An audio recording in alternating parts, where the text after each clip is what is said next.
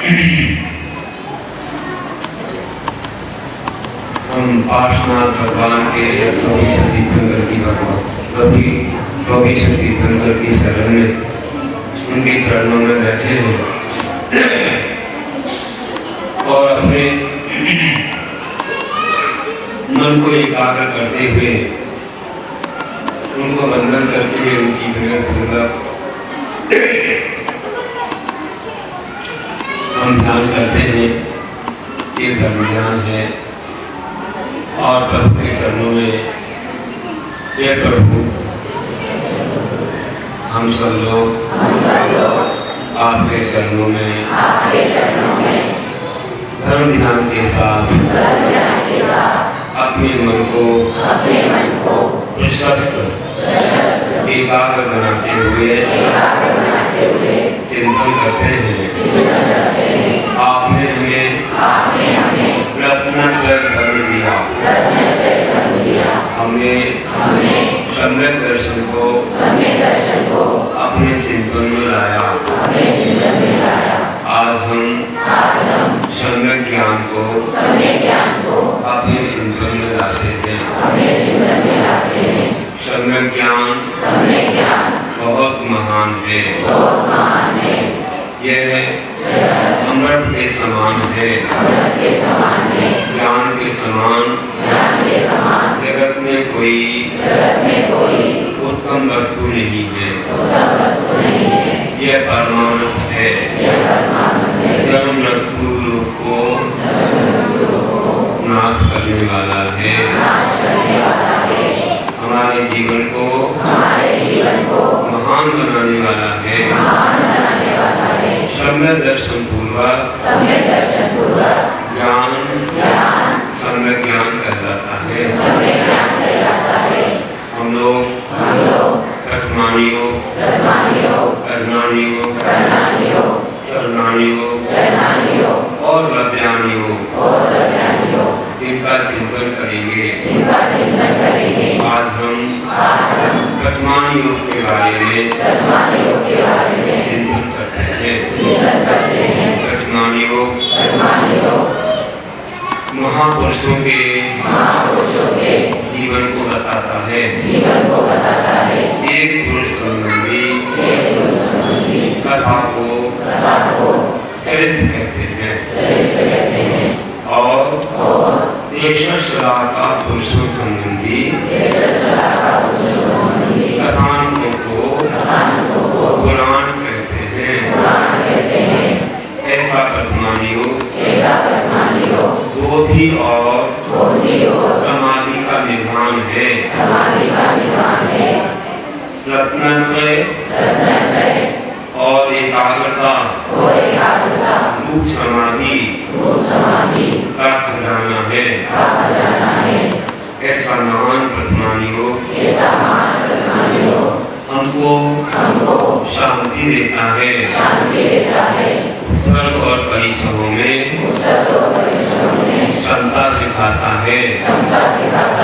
क्रोध को समाप्त कर देता है।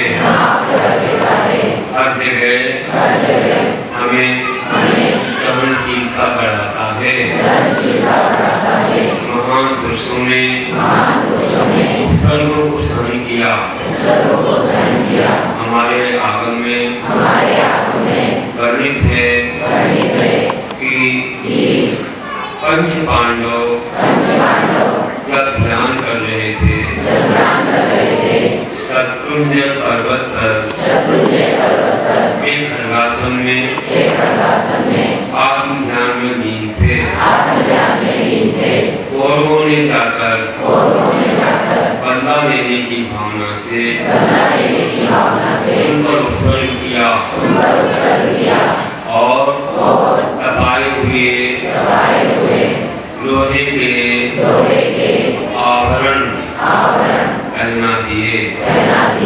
पेड़ी जंजीरें आदि पहना दी और वे पांडव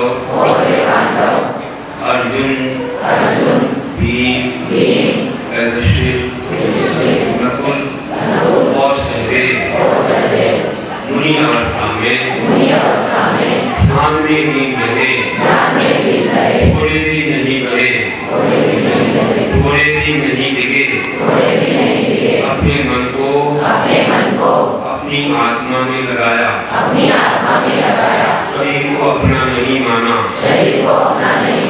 क्षमता में लीन रहे, बारह भावना का चिंतन करते रहे, वे सोच रहे थे जहाँ देह अपनी नहीं, महान अपनों को हर संपत्ति पर प्रकट है, करते परिजन दो, और मैं एक हूँ निश्चय से शुरू हूँ, ज्ञान दर्शन स्वरूपी हूँ, परमाणु मात्र भी पर पदार्थ शरीर आदि मेरा कुछ भी नहीं है। ऐसे लीन रहते हुए उनमें से तीन पांडवों ने अपने संपूर्ण कर्मों का आठों कर्मों का नाश कर दिया और उन्होंने मोक्ष के द्वार खोल लिए, सिद्ध बन गए। लेकिन वो पांडव शरीर से मोहना करते हुए केवल उन्हें अपने बड़े महाराज जी के जीवन के बारे में, रक्षा के बारे में, भैयावृत्ति के बारे में, कि उनका क्या हो रहा होगा, ऐसा ध्यान आ गया, प्रशस्त लाभ हो गया, इससे तीव्र पुण्य बन गया और वे सर्वार्थ सिद्धि चली गई, सबका शरीर भस्म हो गया। जो पांडवों ने भाई से मोह नहीं किया, भाई का मोह करना मिथ्यात्व है, क्या असंयम है। इसलिए उन्होंने केवल मुनि से सेवा का भाव किया, इसलिए उनका स्थान छठवां सातवां बना रहा और सातवें स्थान में समाधि लेकर सर्वार्थ सिद्धि पहुंचे। वहाँ द्वादशांग का ज्ञान है, 33 सालों उनकी आयु है। वहाँ से आकर चौथे काल में जन्म लेकर मुनि बनके मोक्ष पाएंगे। ऐसा महान उनका जीवन था। इसी तरह से हमने सुकुमार स्वामी के बारे में वर्तमान युग में जो ज्ञान बताया है उसको जाना कि उन्होंने 32 खंड का महल छोड़ा, 32 रानियां स्त्रियां छोड़ी और गुरु से दीक्षा लेकर जंगल में पहुंचे। उन्हें तो महल में सरसों का दाना भी सूखता था, मर के गद्दे पर सरसों का दाना जिन्हें सूखता था। ऐसे महान आत्मा मुनि बन के जंगल में पहुंचे। कभी अंकुरों पर कांटों पर नहीं चले। आज जब जंगल गए तब उनके पैरों से खून निकला और रास्ते में खून गिरता है। जब वे चट्टान पर खड़े हो गए उनकी परीक्षा शुरू हुई। पूर्व जन्म की पैर धारण करने वाली अपने बच्चों के साथ उनको सूंघती हुई आई और उनके शरीर को देखकर फूल भाव का स्मरण हो गया।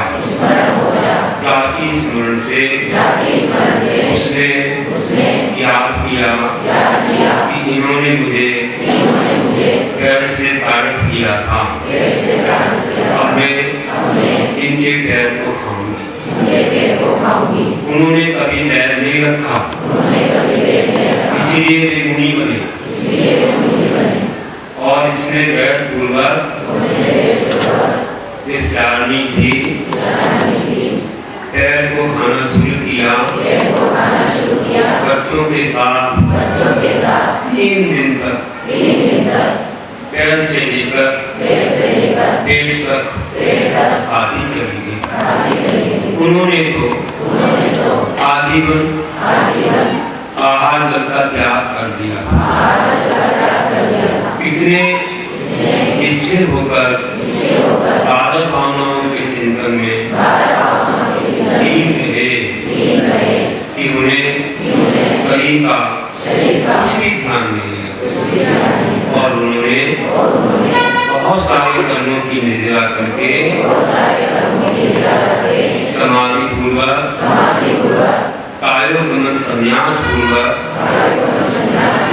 सर्वार्थ सिद्धि को पा लिया और वे भी एक भाव में मोक्ष जाएंगे। ऐसे ही सुकौशल स्वामी को भी उनकी पूर्व भाव की माँ ने पैर भाव से शेरनी बनकर अपने पुत्र को मुनि अवस्था में भक्षण किया। उसी समय उन मुनिराज को केवल ज्ञान की प्राप्ति और 8 कर्मों का क्षय करके उन्होंने मोक्ष को पा लिया। धन्य है ऐसे मुनीश्वर, धन्य है ऐसी सतियां जो अनंगसरा जैसी सर्प के मुख में जाकर भी संता धारण की। ऐसे ही सीता ने अग्निकुंड में भी संता धारण की। देवों ने अतिशय किया और उन्हें जल के ऊपर कमल में बिठा लिया और सिंहासन किया। जय जयकार की। कैसी सतियां धन्य है, धन्य है वह चंदन वाला जिसे सेठानी ने बेड़ियों से कस दिया था, बाल काट दिए थे, लेकिन भगवान महावीर आए और वहाँ उनकी विधि मिल गई। सारे वस्त्र उस चंदनवाला के व्यवस्थित हो गए, बाल भी आ गए और दोनों के लाने के वह सारी धान की खीर बन गई। भगवान महावीर का आहार हुआ। एक बहुत बड़ा अतिशय भगवान के प्रताप से, जैन धर्म की महिमा से ऐसे बहुत अतिशय होते हैं। पुराणों में ऐसे उदाहरण हजारों में इनको पढ़ करके हमारा जीवन मंगल में बनता है। हम लोग भी पूर्ण आस्था पूर्वक ऐसे उदाहरणों से वो ही रत्नत्रय की प्राप्ति, समाधि, आत्म एकाग्रता और ध्यान को पाकर अपने जीवन को मंगल में बनाते हैं। हे प्रभु हमें शक्ति दीजिए, भक्ति दीजिए। हम भी प्रश्नों को अपने जीवन में लाकर कल्याण करें, सद्गति को प्राप्त करें और अनंत सुख को प्राप्त करें। बोलिए 24 अभी तो थोड़ा सा क्या करना है, आप ओम का करना है कि नहीं करना? हमारा मन लग जाता है तो इससे बढ़ जाता है। लेकिन आज वर्तमान में भी सुना है, उसके बाद हम तीनों नियोग संक्षेप में कहें, लेकिन लोक का वर्णन जरूर करना। तीनों लोक कैसा है ये बता सकते हैं।